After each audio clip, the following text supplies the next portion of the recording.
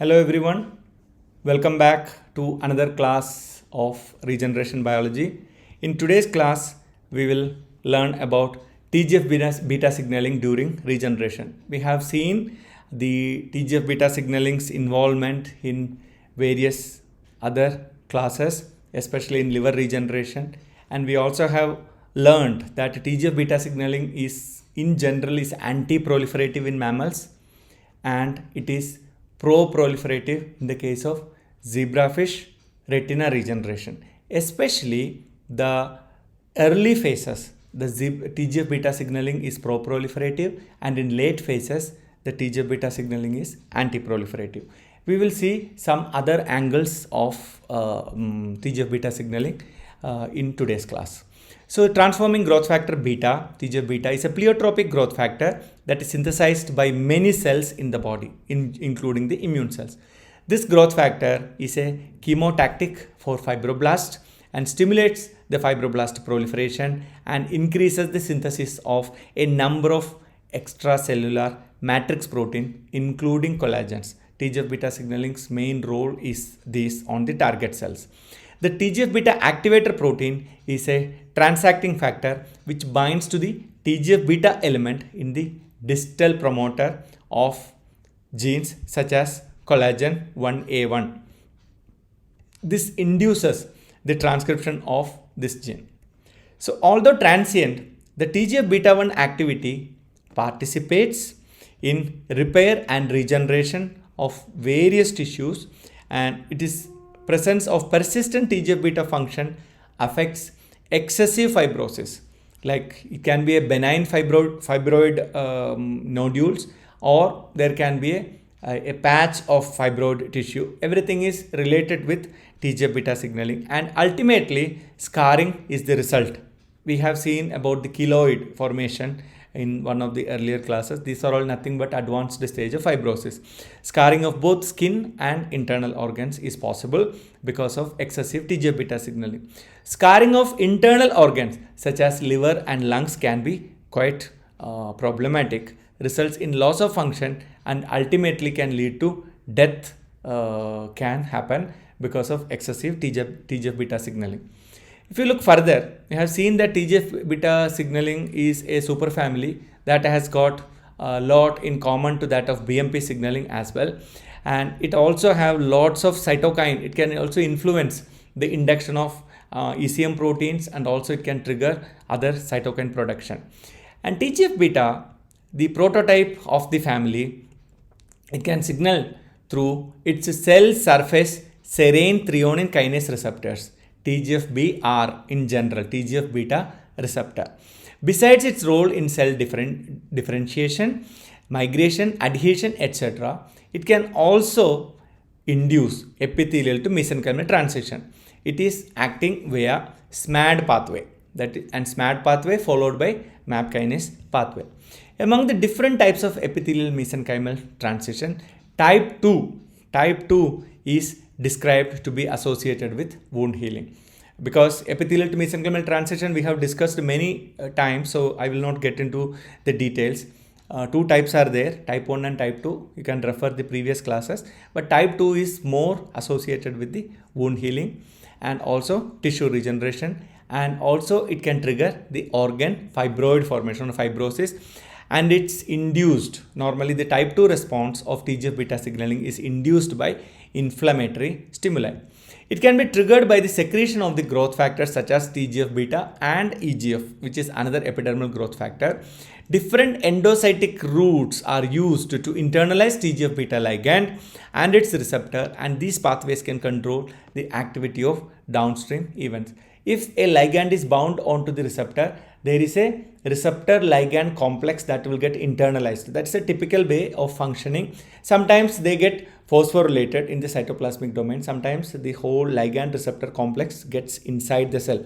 Internalization can happen different routes. It can happen through clathrin coated vesicles that can promote the signaling, while the caveolae mediated endocytosis, clathrin or caveolae, either of them can happen, plays an important role in the termination events such as stopping a cell proliferation, etc. Continuing proliferation, it will it will come out of the cell cycle, etc. Although the steps of the latter, the termination, how the termination mechanisms are happening, are not fully understood. All we know is that clathrin or caveolae mediated endocytosis taking place.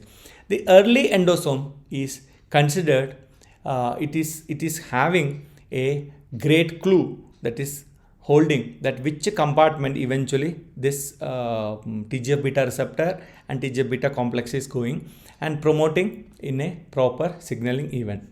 So recently several research data that is published that suggest that the early endosome plays a crucial role in the termination of the TGF-beta signaling occurring in a cell.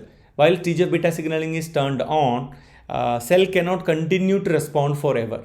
Whether it is a anti-proliferative or pro-proliferative role, it has to come to a cessation also. It's not that you have just accelerator, you need to have brake also. So the early endosomes could hold the key in diverting where the actual signal or where the actual ligand receptor complex should go. It is important not only to maintain a spatial environment for the effective signaling, but can also direct the internalized cargoes towards various degradative pathways so that the signaling will not continue inside the cell. So if you look into the functional domain, normally the TGF-beta signaling helps in the activation of proteins called Smad proteins. We discussed in several other classes, especially the Smad 2-3 are the one with the help of Smad 4 that is contributing to the internalization of this Smad complex into the nucleus, where they bind on to different TGF-beta responsive elements present in the DNA. So SMAD2, SMAD3, SMAD4 and SMAD7 are there, and they have lot common domains are there. Domains are not important, but what we should understand is based on the presence of these domains, the SMADs can decide where, at what level they have to transactivate. The R-SMAD, which is basically SMAD 2 and 3, and the co-SMAD, that is SMAD 4 proteins, they have a conserved homology region that's called MAD homology region known as MH1. And MH2 domains are connected by a linker domain, while the I-SMAD, that is SMAD 7, is lack this MH domain. They don't have it. And the MH1 domains that contains DNA binding, except for SMAD 2, because SMAD 3 has got the DNA binding domain, and the nuclear localization signal also present in them. As you can see here, different regions are marked, MH1, MH2 and NLS, etc. are present. And NES also, the SMAD 4 has got a nuclear export signal, and this also have got nuclear export signal. So the different signal domain regions present in the SMAD decides where this complex has to go and act. And also the MH2 domain, that is they are the functional domains that is present in the SMAD proteins, and the R-SMAD, that is SMAD 2-3, and the co-SMAD, SMAD 4 proteins have conserved MAD homology region, which is very important for their identity and also how they get phosphorylated, because they need to undergo phosphorylation for their biological function. The I-SMAD, SMAD 7 lacks the distinctive MH1 domain, and the presence of this NLS and NES domains decides where the protein will go into the nucleus or out of the nucleus. So if you look further, the SMAD signal transduction pathway, they can act as a effector of, or the effective translator of TGF-beta signaling inside the cell. So TGF-beta and its receptor is there. This is the cell membrane, and it goes into the SMAD 2-3, SMAD 2, SMAD 3, and along with the co-SMAD, it can go into the nucleus, and it can turn on lot of genes, including the SMADs itself. And SMAD 7 is one of them. It can come inside and it can negatively influence the whole SMADs assembly. The SMADs are a family of intracellular regulatory proteins that act downstream of the TGF-beta type 1 receptor in the cell's response to specific TGF-beta. So the receptor regulated type 2 and type 3 SMADs are substrates of type 1 receptor, serine threonine kinase activity. The receptor has that ability. Once these SMADs are phosphorylated, then they form a complex with a common mediator SMAD known as SMAD 4. It's also known as co-SMAD, SMAD 4. This Smad complex translocates to the nucleus where it is recruited to the specific DNA binding sites on various genes, and they can be act as either activators of gene expression or inhibitors of gene expression, or it can also act as co-activators to regulate the transcription of specific genes. So TGF-beta in regeneration, like I already told you, we have discussed about TGF-beta and regeneration, but we should understand any injury, it need not lead to a typical regenerative response, but any injury, how body is responding, decides or mainly decided by the TGF-beta signaling. So TGF-beta signaling pathway in spinal cord injury is quite interesting because it's one of the well studied, even in mammals, it's a well studied injury model, that is spinal cord injury. And people have explored what is the therapeutic potential that is possible in the TGF-beta signaling. I will also like to tell you, sometimes this excessive TGF-beta signaling can lead to fibrosis, which can act like a bottleneck or a stumble block in the proper functioning of that organ. So these days the research also goes in those areas where you can put lots of junk DNA sequences which has this Smad binding region. So because of this junk sequences what you dump in will sequester away all the excessive Smad, so that it will reduce the extent of fibrosis. Instead of binding onto various collagen genes and turn on lot of extracellular matrix protein, this junk DNA that doesn't have any promoter, but they act like a decoy to divert the activated Smad. That treatment also is available. So pathological processes after spinal cord injury is well studied in various organisms. On the basis of primary injury caused by external force, you can do injury in multiple ways.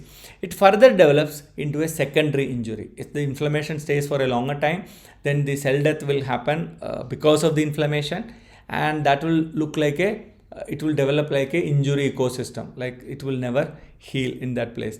And it can have different situation like acute stage and subacute stage and chronic stage.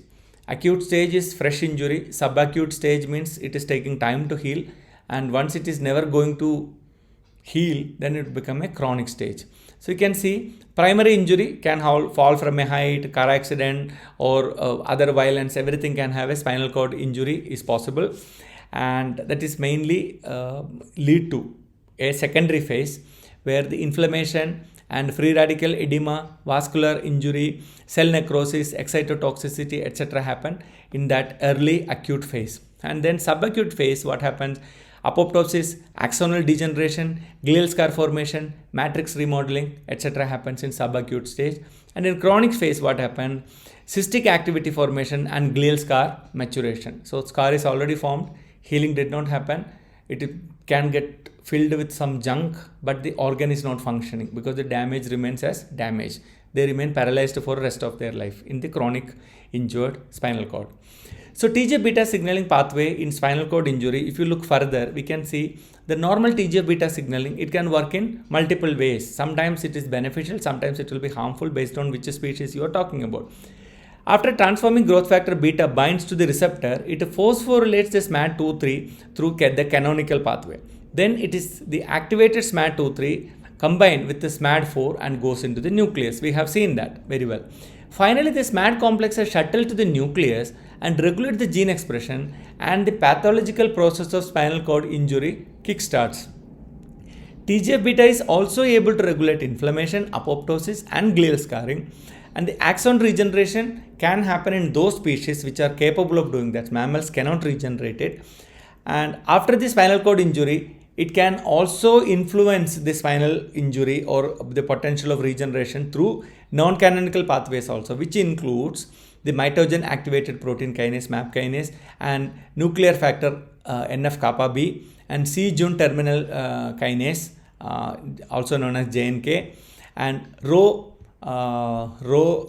associated kinase also known as ROCK, and phosphatidylinositol 3 kinase PA3 kinase and protein kinase B also known as AKT, and also the mechanistic target of rapamycin. So PA3, AKT, mTOR pathway also can come into picture based on the TGF-beta signaling in a non-canonical manner. MAP kinase, NF-kappa B, JNK, ROC is activated, and PA3 kinase, AKT, mTOR. These all lead to regulation of inflammation, apoptosis, and the scar formation. This happens during the chronic phase, whereas in acute phase, normally this is the situation, that is the canonical signaling of the TGF-beta signaling.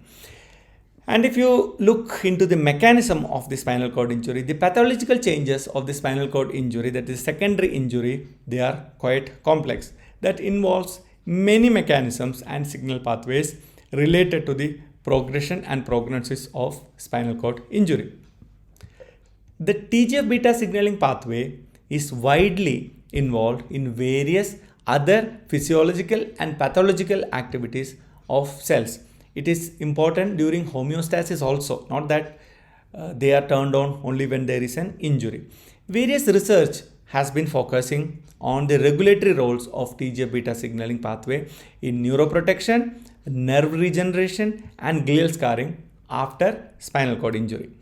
So let us see what is the neuroprotective effect. Various studies have also shown that the TGF-beta signaling pathway plays an imperative part in the differentiation and maturation of neurons, astrocytes, microglia, which have got important implications in the physiology and pathology of the central nervous system. Means TGF-beta signaling is playing an important role right from the formation of that organ itself. Astrocytes and microglia, they have different phenotype changes in the spinal cord injured condition, which can be divided into A1 astrocytes and M1 microglia with different neurotoxic and pro-inflammatory effects associated with that. And the A2, another group of astrocytes, A2 astrocytes and M2 microglia with neuroprotective and anti-inflammatory effects. So A1 and M1, A1 astrocytes and M1 microglia, they have got neurotoxic and pro-inflammation, whereas A2 astrocytes and M2 microglia does neuroprotection and anti-inflammatory, just opposite to each other. This one has to keep in mind when you study the TGF-beta signaling's involvement after spinal cord injury. We'll come to that in a while. Neurotoxicity and inflammation can result in tissue damage, and neurons are vulnerable for apoptosis and demyelination soon after an injury. So adjusting the polarization of the cells can reduce inflammation and improve neuronal survival. So soon after injury, before repairing, you should also take care, or the signaling events to take care of not enhancing the damage, existing damage. So demyelination, etc. happens, then the neighboring part also will get affected. So TGF-beta signaling promoted the transformation of A1 to A2, that is pro-inflammatory to anti-inflammatory astrocytes in a dose-dependent manner, increasing the neuronal survival and improving motor function recovery after spinal cord injury. So this is the roles played by TGF-beta signaling. Interestingly, if you look further, many research have shown that inhibiting the TGF-beta signaling pathway is beneficial in alleviating spinal cord injury. It may look like a conundrum. In one side, you are telling it is helpful in making region A1 to A2 switch, and it is helping in the apoptosis survival. And on another side, we are telling that inhibiting TGF-beta signaling is beneficial. So we can get a little confusion. Is it a helper or a destroyer? Studies demonstrated in rat that spinal cord injury model, once it is made, rat spinal cord injury model, that apoptosis in spinal cord injured condition was mitigated. Apoptosis is mitigated by inhibiting TGF-beta Smad signaling pathway. Remember, rat is not zebrafish, rat is a mammal. Other studies have shown that inhibiting TGF-beta signaling pathway can reduce cellular inflammatory response after spinal cord injury. In addition to this, it has a similar effect in other diseases also, not just a spinal cord injury. In mild traumatic brain injury, TGF-beta 1 induced inflammation, not alleviated, induced inflammation. That is why removing TGF-beta signaling is going to be beneficial. And apoptosis, it was reduced, induced inflammation, and the apoptosis was reduced by inhibiting TGF-beta R1 or reducing the TGF-beta 1 itself. So here you are segregating. That means TGF-beta signaling, when you kickstarted, it induced inflammation and it also induced apoptosis, but this allow less and less TGF-beta signaling can happen because the TGF-beta receptor is downregulated and the ligand is downregulated. So what you learn from here, although the initial TGF-beta signaling is problematic, but it prevents the further problems existing on that spot by getting rid of. It's like if your ear has got some water, whenever you try to get, while taking bath, if some ear has got some water, when you try to take it out, it will not come out. But if you pour some more water into the ear and you fill your ear with water, then you bend it, even the trapped water will come out. Something similar logic works. TGF-beta signaling initially looks like it is giving trouble, but it will prevent its own production and its own receptor, so that no further TGF-beta signaling is happening. These studies indicated that the TGF-beta signaling pathway plays an important regulatory role in the pathophysiology of spinal cord injury. By regulating the TGF-beta signaling pathway, inflammation and apoptosis after spinal cord injury is improved, and the neuroprotection after spinal cord injury is seen and can be promoted by properly manipulating. That is the correct word one could use it, properly manipulating the TGF-beta signaling based on which species you are talking about. Now it's a regulation in nerve regeneration. Spinal cord injured rats treated with progesterone showed an enhanced oligodendrocyte differentiation and promoted myelin regeneration via TGF-beta 1 mediating effect. Research has reported that TGF-beta upregulated Smad6 expression, one of the Smads, promoting differentiation of the neuronal stem cells. Smad6 also plays a role in the BMP signaling also. And neural stem cells into neurons in a spinal cord injured rat. Neural stem cells are now capable of fixing the damaged spinal cord by converting themselves into neurons. NSC getting converted into neuron. TGF-beta 1 could improve the synthesis of extracellular matrix components following the spinal cord injury, promoting neuronal survival also. However, some other studies have found that TGF-beta signaling could inhibit the neurite outgrowth. Neurite outgrowth means growth of the axon. Whenever there is a damage, in one angle you are telling neurons are formed, and in another angle you are telling neurons do not extend their axon. So how do they make a contact? So the promotion or inhibition of TGF-beta signaling, promotion or upregulation or downregulation of TGF-beta signaling in axonal regeneration may depend on what cell type, means which organ is what is being affected, the local environment, the microenvironment, or what stage of development this animal. Is it a neonatal animal, or it's a adolescent, or it's an old animal? So that is the which stage of developmental stage, and the physiological state of the cell itself. It can decide. So based on, it's just like you are a great singer, but you are singing in front of a wall, wall will not clap after your performance. So this logic you should have. Or the listener should know what song or how tough that song in order to appreciate it. And also the regulation of glial scar formation. It can, TGF-beta signaling can influence. Like scar, we have seen it, a scar is a rescue measure, but it can come with its own baggage. It will let the tissue non-functional. So the glial scar formed in the acute stage after spinal cord injury is beneficial to the limiting of the inflammatory response and preventing the injury spread or the expansion of the injury. However, glial scar inhibits axonal regeneration. Once a scar is there, no stem cells can move. It acts like a wall, and nerve recovery will get affected after entering into the chronic stage. So you don't want scar to be formed. Spinal cord injury scar can be fibrous or glial scars, including a lesion core composed of fibroblasts and inflammatory immune cells, and a lesion boundary is formed by hypertonic astrocytes. When the scar is formed, it can also attract lots of inflammatory cells, because scar is a disturbance basically, and that will keep the injury a chronic injury. Moreover, the TGF-beta secreted by M2 macrophages, which are anti-inflammatory, induced glial cell scarring through the activation of astrocytes. Although M2 macrophages are supposed to be anti-inflammatory, they also secrete TGF-beta, and this can also create a glial scarring by the activation of astrocytes. Blocking the activation of TGF-beta signaling pathway can inhibit glial scar formation, and that can promote axonal regeneration. That is another benefit. Reactive astrogliosis, that means astroglia when accumulate, that becomes astrogliosis, negatively affects the recovery from the spinal cord injury.